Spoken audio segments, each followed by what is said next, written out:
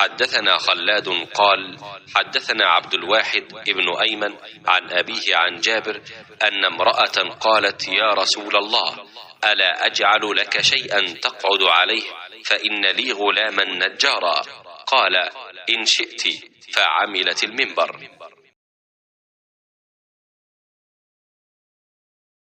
एक औरत ने कहा, या रसूलल्लाह सल्लल्लाहु अलैहि वसल्लम, क्या मैं आपके लिए कोई ऐसी चीज़ ना बना दूं जिस पर आप बैठा करें?